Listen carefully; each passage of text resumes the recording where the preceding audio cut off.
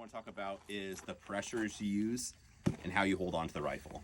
As far as hand placement, most people are kind of on the same page as where your hands go. I think the pressures are the interesting part to talk about.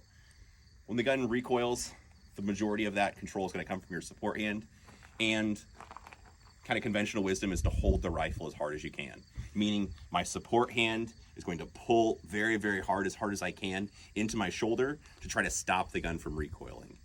I think that's kind of flawed thinking. The reason for that is when I'm shooting, if I hold 100%, then like eventually I'm going to have fatigue. My hands are going to start to get tired.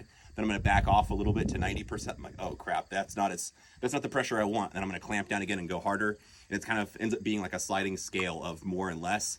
While you're doing that, it's going to be different inputs into the gun. The gun's going to recoil differently. What I want it to do is behave predictably.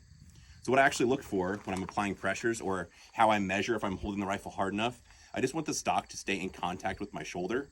So when I'm shooting, if the stock does this, if I feel it bouncing or kind of flicking my shoulder or the stock bouncing away, that'll be what I don't want. Instead, I just want to hold the rifle firmly, and I actually apply, the way I judge how much pressure I'm using is how the stock feels pressed against my shoulder, opposed to how hard I feel my hand clamping on the forearm or how hard it feels like I'm pulling. So the metric I use is how the stock feels contacting my shoulder. Again, I just want it to feel firm, where the stock's not going to bounce away from my shoulder, but it's not as hard as I can possibly hold it by any means. The other thing that's interesting to talk about is where my support hand goes as far as positioning. So you can kind of see over my shoulder, hopefully.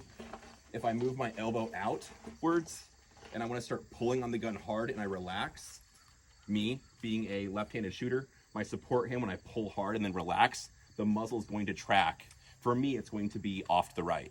Instead, I want to move my elbow downwards. So if I end up with a position more like this, when I pull on the rifle or if I relax, either way, you don't really see the muzzle move from side to side. Instead, you see it tracking up and down.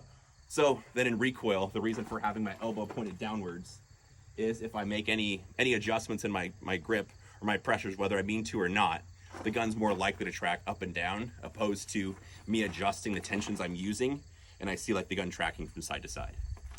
This drill is called doubles, which is just rapid fire pairs of shots, and I'm just observing the way the gun behaves. It's not a pass or fail drill.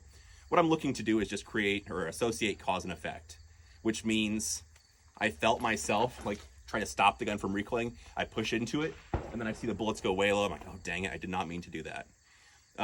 And then maybe I have like for me, if I'm doing the drill well, I'll just have a sensation of like keeping the same pressure the whole time. I'll be observing the way the sight tracks, hopefully just tracking straight up and down. And I'm like, yep, that's the pressure I want. So again, if you get good results, right now the target's fairly close. So the targets look good, the results, what you're gonna end up doing is just push the targets farther back and go faster. So there's really, like I said, it's not like a pass or fail. It's just a diagnostic drill that I continue to train on. Probably a quarter of the rounds I fire in a year are just on this drill alone, which is just me trying to perfect like holding the rifle firmly into my shoulder, not doing any extra inputs. Inputs such as pushing into the gun, trying to stop it from recoiling, or maybe my firing hand, I really want to fire the gun fast, and I press the trigger so hard that I don't quite release it. So I end up getting like trigger freeze in between splits or something like that. So anyway, that is how I mount the rifle and a drill for working on that.